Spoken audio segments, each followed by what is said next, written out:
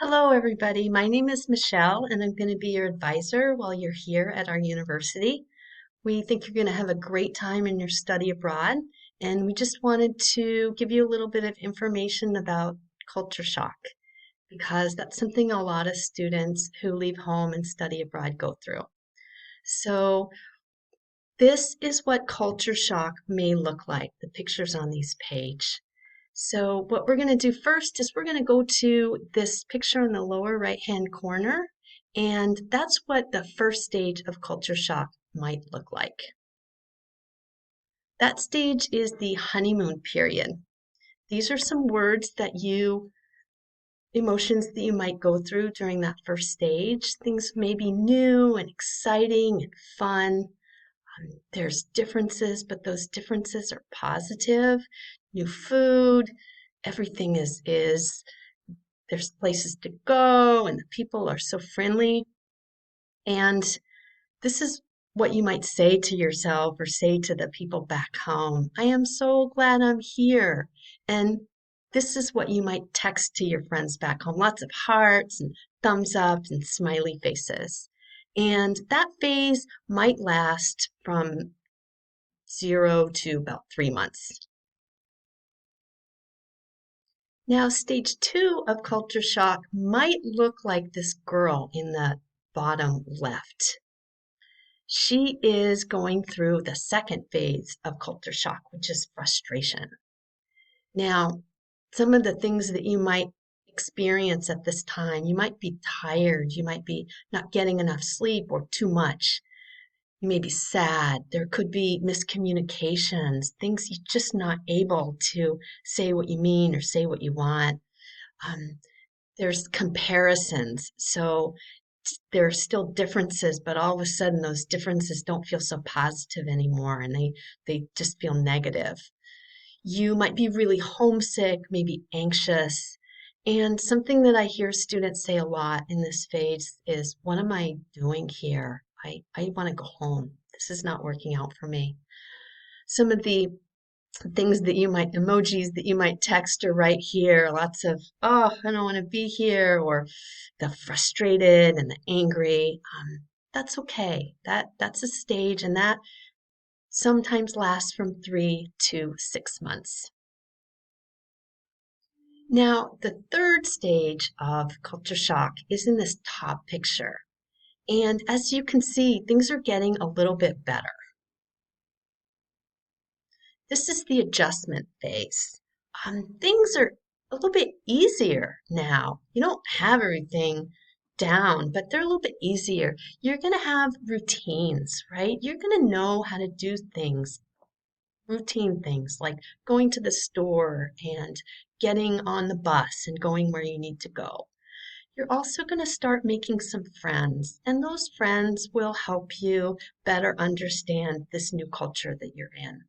So you're working your way toward an understanding. It's not perfect and you don't get everything, but it's getting better. And some things I hear at this stage is, I guess it's not so bad here.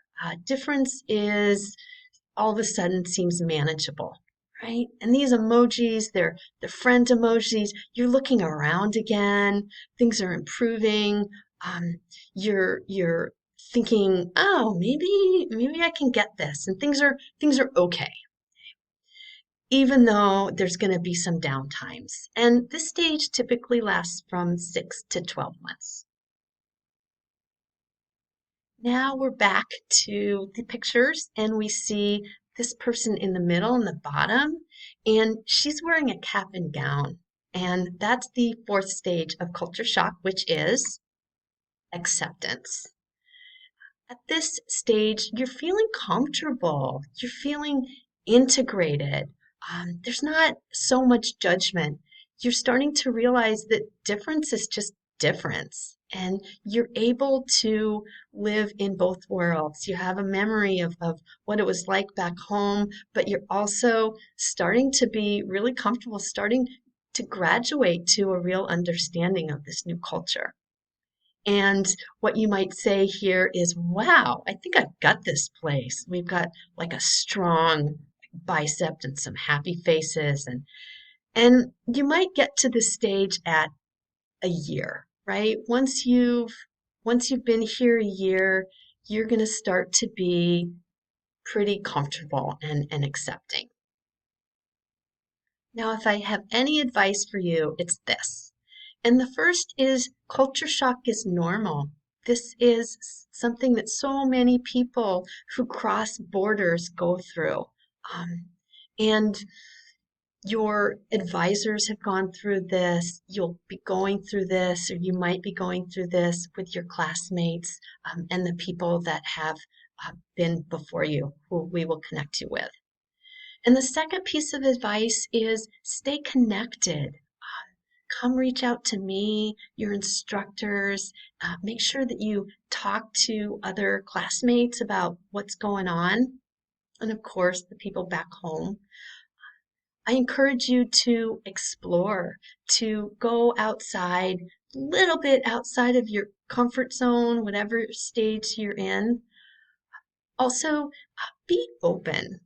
And this is a really unique opportunity for you. And just be open to new experiences and to different experiences. And the final thing is find what you love, right? If you play soccer, then find somebody who plays soccer here, and that's a chance to do something you love and also get connected. So we're back here where we started. Culture shock, once again, it's normal.